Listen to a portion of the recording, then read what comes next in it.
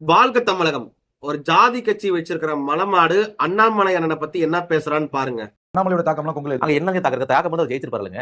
சொந்த ஊர் விட்டு ஓடி போய் கோயம்புத்தூர் நிக்கிறாரு. ஜெயிச்சாரா? அண்ணாமலைனால ஒரு ஆணையும் புடுங்க முடியாது இருக்காரு. அண்ணாமலை எங்க இருக்காருன்னு தெரியல. அந்த கட்சிக்காரர்களுக்கே தெரியல, அண்ணாமலைக்கும் தெரியல. சரிங்களா? தேசிய பொறுப்பு கொடுப்பாங்க, தேசிய பொறுப்பை கொடுப்பாங்க, அதை கொடுப்பாங்க, இதை கொடுப்பாங்க, மாநில தலைவர் அவர் சொல்றாங்க. அத்தனை விமர்சனம் சொல்லலாம். அண்ணாமலை வந்து என்ன பொறுப்பு இருக்காரு சொல்லுங்க. கொங்கு என்ன பண்ணிருக்காரு? செயல்பாடு ரீதியா, பேச்சு ரீதியா என்ன பேசலையா? செயல்பாடு என்ன செஞ்சிருக்காரு? நீங்க சொல்லுங்க. எதுவுமே கிடையாது. இந்த புல்டாக் பேரு KS ராஜ் கவுண்டர். வேட்டோ கவுண்டர் மக்களுக்காக ஜாதி சங்கம் வச்சு நடத்துறன்ற பேர்ல கட்ட பஞ்சாயத்து பண்ணக்கூடிய ஒரு கிரிமினல் தான் இவன் செந்தில் பாலாஜி கிட்ட வாங்கி தின்னுட்டு அண்ணாமலையானால எந்த ஒரு ஆணியும் புடுங்க முடியாதுன்னு பேசுறான். கொங்குல எந்த ஒரு தாக்கமும் இல்லைன்னு பேசுறான். அண்ணாமலையானால தமிழகம் முழுவதும் தாக்கம் இருக்குன்னு MK ஸ்டாலினுக்கு தெரியும். இந்த 10 ரூபா பாலாஜிக்கெல்லாம் தெரியுமா இல்லையான்னு தெரியல. அது போக கொங்கோட தளபதினு செந்தில் பாலாஜி சொல்லுது இந்த நாய் தான் மத்த சமுதாயத்தை வந்து கேவலமா பேசுற நாய். இந்த நாய் வந்து திடீர்னு வந்து செந்தில் பாலாஜிக்கு சும்படிச்சுக்கிட்டு இருக்கான். இவங்க மக்கள் அதிகமா கொங்குல இருந்தாலும் குறிப்பா 3 தொகுதி டிசைடிங் ஃபேக்டரா இருக்காங்க.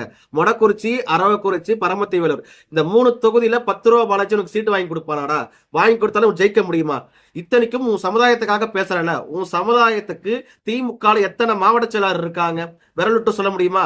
நீ சார்ந்திருக்கக்கூடிய ஈரோட்டு மாவட்டத்தோட பாஜகவின் வடக்கு மாவட்ட தலைவர் வேட்டோ கவுண்டர். பாஜக தான் உங்க சமுதாயத்துக்கு அதிகப்படியான முக்கியத்துவம் கொடுத்துக்கிட்டு இருக்கு. அதை தெரிஞ்சுட்டு